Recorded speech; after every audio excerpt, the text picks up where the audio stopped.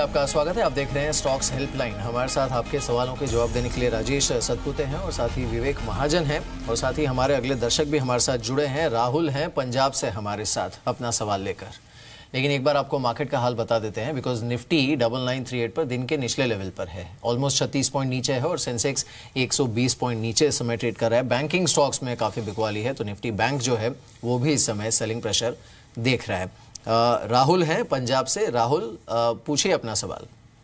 Good morning sir. Morning, बोलिए sir. मेरे पास Adani power का सर 200 शेयर है 33.15 के रेट पे। सर इसको क्या करना चाहिए? सर थोड़ा नीचे चल रहा है ये। नीचे तो चल रहा है, खैर बात सही है आपकी, 31.65 पर है ये।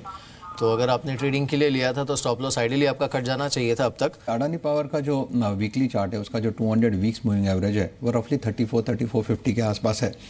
करंट रैली जो है मैंने देखा कि अडानी पावर उसी के आसपास थम जाती है, तो इट क्लियरली इंडिकेट्स कि आपने जो एंट्री किया है वो कहीं ना कहीं रेजिस्टेंस के आसपास है, तो आपका स्टॉप लॉस हिट हुआ है। It's better you close your position, क्योंकि ओवरऑल पावर सेक्टर में वैसा स्ट्रेंथ नहीं है, बारिंग फ्यू लाइक CESC जो कि न्यूज़ के चलते है। लेकिन ओवरऑल अगर आप देखो पावर सेक्टर में उतना दम नहीं है। सो इट्स अ मोमेंटम है, जो मोमेंटम मिलता है अगर उसमें प्रॉफिट है तो बात अलग है, लेकिन अगर स्टॉप लॉस हिट होता है तो डेफिनेटली आपको यहाँ पे पोजीशन क्लोज करनी चाहिए। चलिए कोलकाता चलते हैं, वहां से मंजू जुड़ रही है हमारे साथ लाइन पर। Manju, good morning. Good morning sir, मैं कोलकाता से बोल रही हूँ जी। मेरा क्वेश्चन है कि सिंटेक्स प्लास्टिक में क्या मैं नई खरीदारी कर सकती हूँ 1-2 साल के लिए इन्वेस्टमेंट के हिसाब से? ओके, चलिए विवेक महाजन, ये बताइए, सिंटेक्स प्लास्टिक्स में 1 से 2 साल तक के लिए ये इन्वेस्ट करना चाहती हैं, अभी इन्वेस्टेड नहीं है उसमें, क्या ये लेवल है ठीक जहां पे करना चाहिए इनको? कंपनी कैसे लगती है आपको?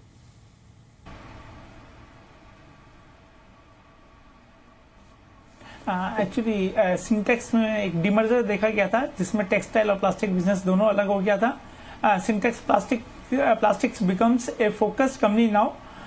The stock is relatively cheap compare to other companies in this space.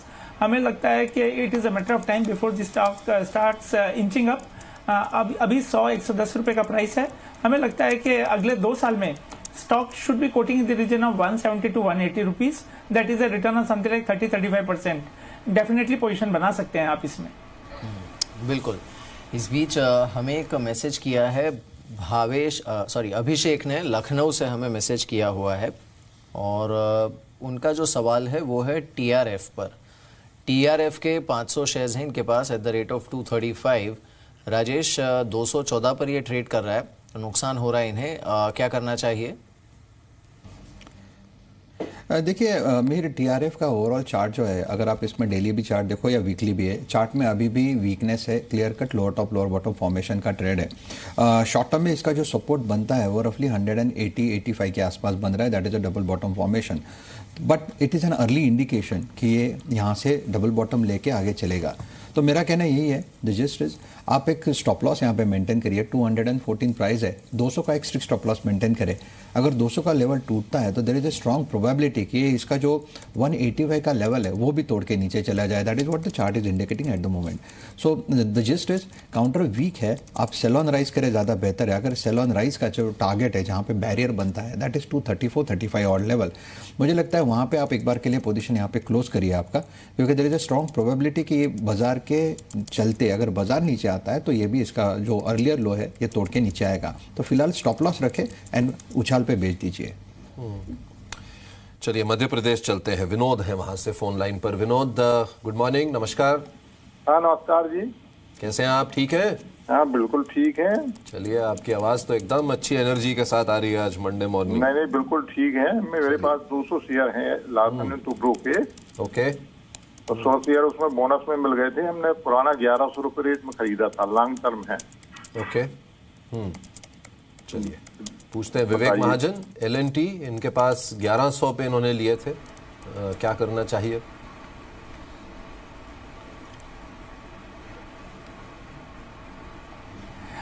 जो L&T है, it will be one of the bigger beneficiaries of government of India's focus on infrastructure space.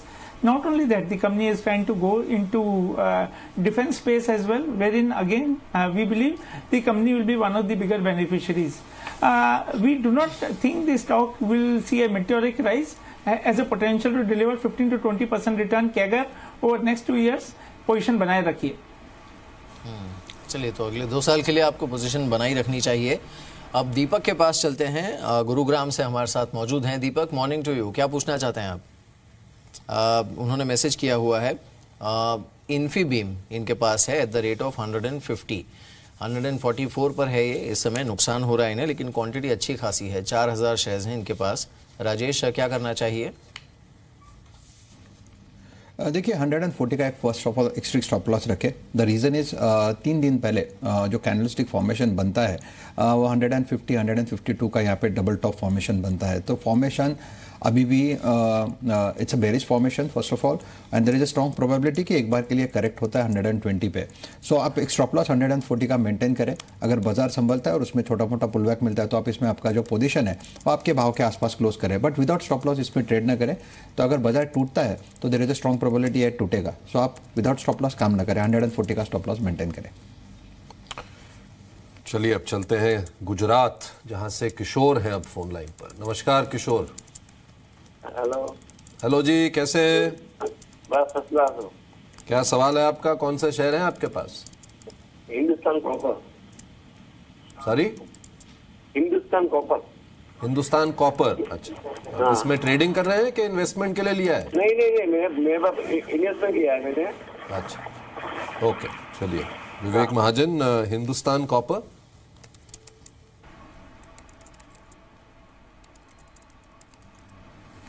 देखिए, अभी मेटल स्पेस चल रहा है तो उसमें हो सकता है थोड़ा स्टॉक स्ट्रेंथ गेन कर ले, लेकिन हमें we don't have any confidence as far as this company is concern.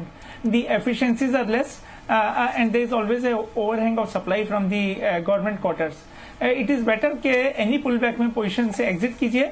अगर आपको मेटल में रहना ही है तो Tata Steel will be better bet, और मेटल की एंसिलरी कंपनी में जाना है तो we believe rain industries should be delivering very superior return. This stock is quoting at 140 rupees. इस बीच अब मुंबई चलते हैं। मुंबई से परमेश्वर हमारे साथ हैं अपना सवाल लेकर। परमेश्वर जी, मॉर्निंग टू यू। क्या पूछना चाहते हैं आप? Good morning sir. मॉर्निंग, बताइए। सर मेरे पास वीडियो कॉन है 210 से। अच्छा, 27 रुपए की 27 रुपये। ट्रेडिंग के लिए लिया था आपने? मैंने खाली सिर्फ 1 महीने के लिए लिया था।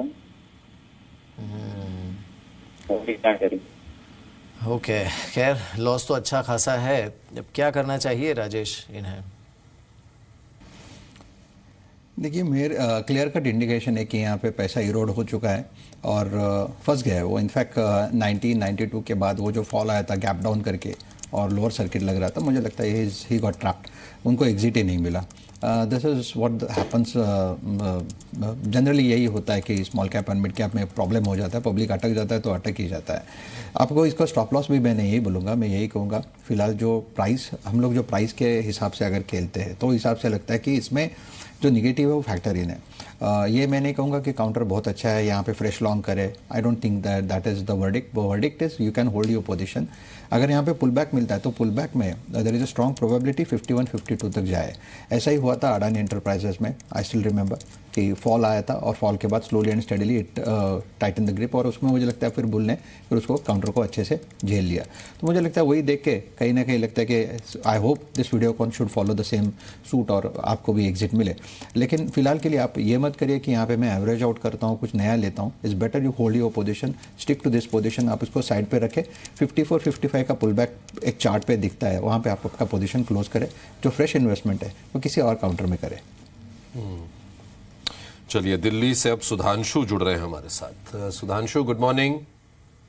Sir ji, good morning. Sir, I have Ashok Leyland 3000 shares है मेरे पास। मैंने आज ही मॉर्निंग में लिए हैं एट 114 रुपीज। ओके। एंड मेरा ट्रेडिंग व्यू है, I am looking for an about 10% side. I just want to know क्या टाइम फ्रेम के लिए मुझे रखना चाहिए and what levels we are looking at. Okay, चलिए राजेश, एक चीज पर तो ये क्लियर है कि 10% के रिटर्न चाहिए इनको। टाइम कोई इनका फिक्स नहीं है मेरे ख्याल से, लेकिन क्या राय देंगे इनको? आप ट्रेडिंग कर रहे हैं ये इसमें? देखिए ट्रेडिंग के हिसाब से फर्स्ट ऑफ ऑल आपको एंट्री पॉइंट देखना पड़ेगा, और अगर आप एंट्री पॉइंट देखें और अशोक लेलैंड का शॉर्ट टर्म चार्ट भी देखें, डेली चार्ट के हिसाब से देखें और 60 मिनट चार्ट पे, तो 116, 116, 117 पे स्ट्रॉन्ग रेजिस्टेंस है, that is a broadening channel formation. और यहाँ पे अगर करेक्शन होता है तो फिर से इसका जो बेस है 105 और 102 ये एक बार के लिए हिट करेगा। तो फर्स्ट ऑफ ऑल आपको अगर ट्रेडिंग पॉइंट से लेना है तो काउंटर में प्रॉब्लम है, आप पोजीशन क्लोज करें। अगर प्योरली ट्रेडिंग पर्सपेक्टिव से लेना है तो आप ब्रेकआउट पे काम करें, जैसे कि walkout pharma, just keep a watch and walkout pharma, go long in walkout pharma with stop loss of 600। इसमें जो प्राइस पैटर्न है इट्स अ फॉलिंग चैनल और डेफिनेटली इसमें अच्छा रिटर्न मिलेगा। आज ब्रेकआउट भी है, वॉल्यूम भी है और ओवरऑल एक लो बीटा काउंटर जो है overall pharma sector as such, out of pharma sector low beta में this is a high beta counter. So आप विद स्टॉप लॉस 610 का एक स्ट्रिक्ट स्टॉप लॉस डालिए, इसमें ट्रेड करें। मेरा जो टारगेट है ऑन अ पोजिशनल बेसिस वो है 740, लेकिन अगर आपको प्योरली ट्रेडिंग करना है तो आज के लिए टारगेट रहेगा 658 का। और हम मार्केट से जुड़े उनके जो भी सवाल हैं उसका जवाब दे रहे हैं। तो हमारे साथ अब हमारे अगले दर्शक जुड़ेंगे, उनसे हम बात करते हैं और देख भी लेते हैं एक बार कि मार्केट को क्या हो रहा है। बिकॉज जो एक लग रहा था कि रुझान सबड्यूट रहेगा मार्केट में, वो थोड़ा सा नेगेटिव तो हुआ है। कुछ एक हैवी वेट से जहाँ पर रुझान थोड़ा सा नेगेटिव देखने को मिल रहा है। खैर हमें और एक दर्शक जिन्होंने मैसेज किया हुआ है उनका सवाल ले लेते हैं। हमें मैसेज किया है संजीव ने होशियारपुर से, और उन्होंने हमें मैसेज किया हुआ है बैंक ऑफ बड़ौदा पे। बैंक ऑफ बड़ौदा पर इनकी ख़रीद है विवेक 153 की। क्या सलाह होगी आपकी? फ़िलहाल 138 पर है।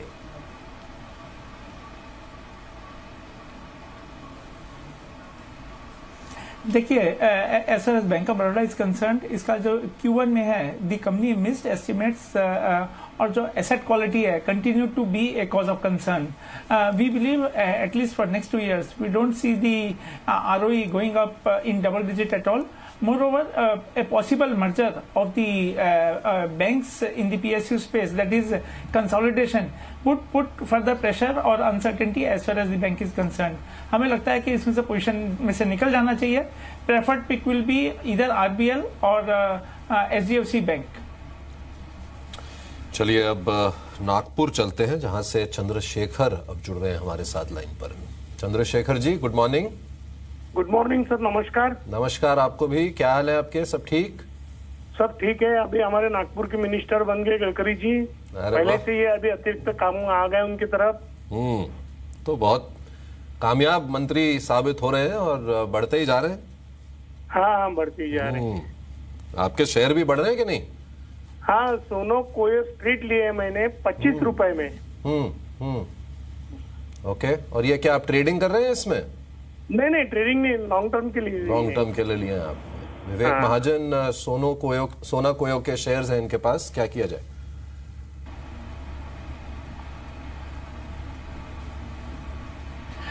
Sona Koyo, definitely it is a company with a Japanese parent. Recently it was in news when the Indian partner, they said they are getting out of the company.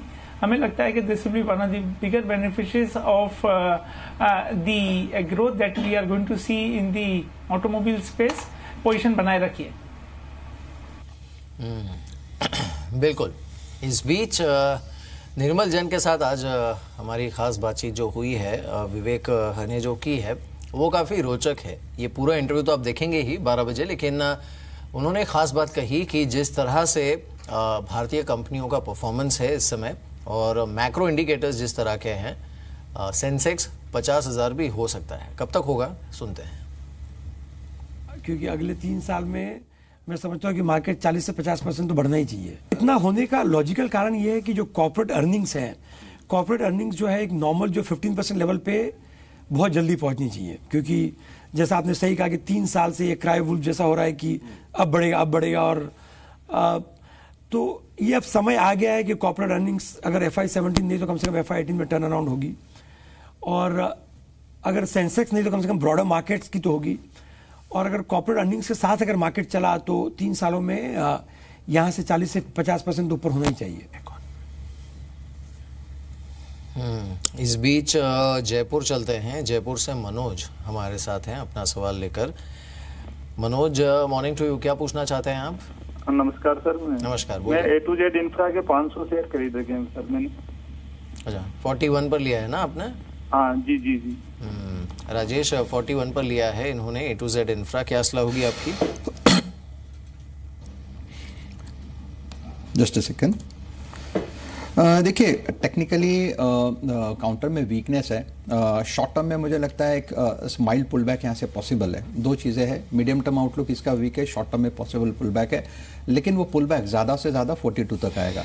So short term के हिसाब से सोचे तो आपका एक stop loss मैं बोलूँगा 36 का एक स्टॉप लॉस मेंटेन करें और बने रहे, और जहाँ पे 41 42 का भाव मिलता है तो आप इसमें पोजीशन क्लोज करें।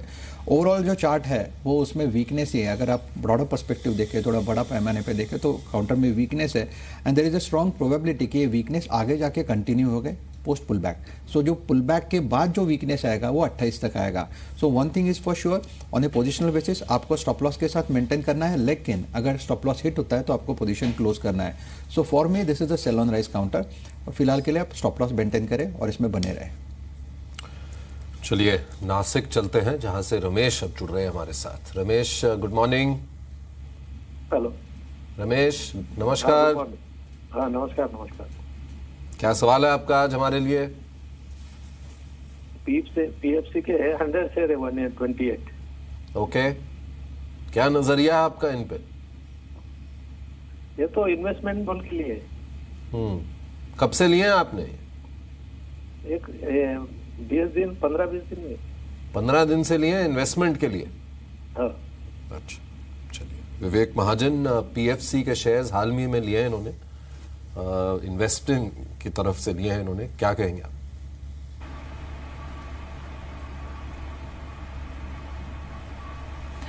देखिए, जो पीएफसी है that is a very focused player catering mostly to the requirement of the power sector. Power sector per se is going through a significant stress, और हमें लगता है कि going forward as the renewable sources of power becomes more pronounced, the stress on the thermal power space is going to increase only. We are already seeing the PLF also having fallen significantly to something like 58 or 60%. Any fall will further put a stress on the thermal power plants. We are not sure about the quality of the loan book, so on face of it देखने से लगता है कि the stock is trading at 1.2 adjusted price to book, which is reasonable, but we believe the stock will remain languish at current level, or maybe the pressure is likely to continue. It is better to switch from this stock to Edelweiss, which can deliver a return of 30-35% over next 2 years. जी, इस बीच चलिए अब Facebook पर हमारे कुछ दर्शकों ने हमें सवाल भेजा हुआ है, एक बार वो भी देख लेते हैं। हमें हरीश चांडक ने एक सवाल भेजा हुआ है डीएलएफ पर। 185 पर राजेश इन्होंने डीएलएफ लिया हुआ है, थोड़ा बहुत मुनाफा हो रहा है इन्हें, क्या करना चाहिए? देखिए, ओवरऑल आप डीएलएफ पकड़ो या एचडीएल पकड़ो या इंडिया बुल रियल एस्टेट, मुझे लगता है कि these are momentum plays, high beta counters है। जब बाजार में अनसर्टिनिटी होती है तो थोड़ा संभालना पड़ता है, तो मुझे लगता है डीएलएफ आपको क्लोज करना पड़ेगा। अगर आप प्योरली मोमेंटम प्ले करते हो या आप प्योरली स्टॉप लॉस के साथ प्ले करते हो 2-3 दिन के हिसाब से तो बात अलग है, लेकिन ऑन ए पोजिशनल बेसिस मुझे लगता है कि डीएलएफ में क्लोज करना चाहिए पोजीशन। अगर आपको स्विच करना है तो आप कोल इंडिया देखिए, मुझे लगता है Coal India at current price is looking very attractive. Current price is somewhere near 244, 235 के आसपास का इसका बेस फॉर्मेशन है। ऑन ए पोजिशनल बेसिस आप उसे डेफिनेटली ले सकते हो with a stop loss of 225। हमें लगता है दिस इज द बॉटम, और यहाँ से अच्छी रैली मिलनी चाहिए। रफली जो टारगेट बनता है वो 285 का पहला है और 310 का दूसरा है। So for me risk to reward is better in Coal India. चलिए, कुछ और सवाल आए हैं फेसबुक के जरिए हमको। प्रशांत पुजारी का ये सवाल है, इनके पास 50 फेडरल बैंक के शेयर्स हैं, लगभग 90 रुपए में खरीदे हैं इन्होंने पर शेयर। क्या कहेंगे आप विवेक महाजन, फेडरल बैंक आपको अच्छा लगता है प्राइवेट सेक्टर बैंक्स में?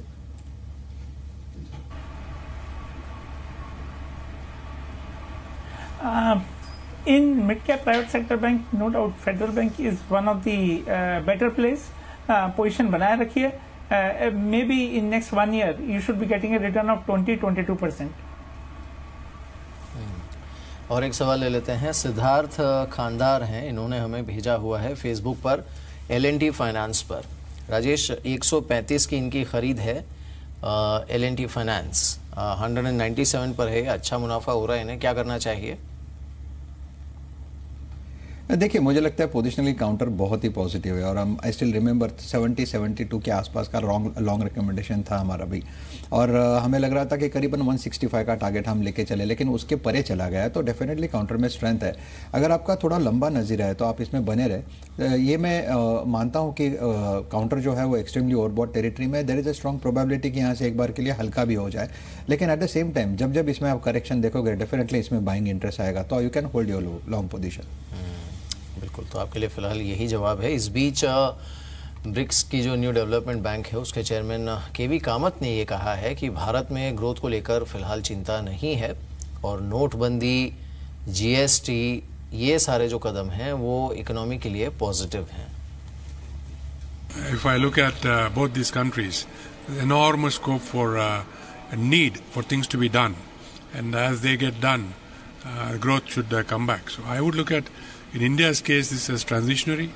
In China's case, the government has very clearly said that there's a new normal which they have already achieved in terms of growth. I believe that normal will be held. Well, on demonetization, I spoke in November. I think I hold my views. We need to see what is the accounting of the money that has come back to the system. There are so many other systemic goals which have been achieved in terms of the pace of digitization, the ability to track money, which itself will be then acting as a curb on various things, and clearly counterfeit money that was in the system is been eliminated. So there are a whole lot of positives. As far as its impact on economic growth, I think it is transitionary and should come back. GST, again, to all accounts, when you talk to any expert, it is going to be positive to the economy. The question is whether it is going to be 1% more or less, but clearly it is going to be accretive. तो ये थे केवी कामत, और इसी के साथ आज stocks helpline को हम यहीं ख़त्म करते हैं, लेकिन रोज़ आपसे मुलाकात होगी 10 बजे आपके सवालों के जवाब देने के लिए। नमस्कार। नमस्कार।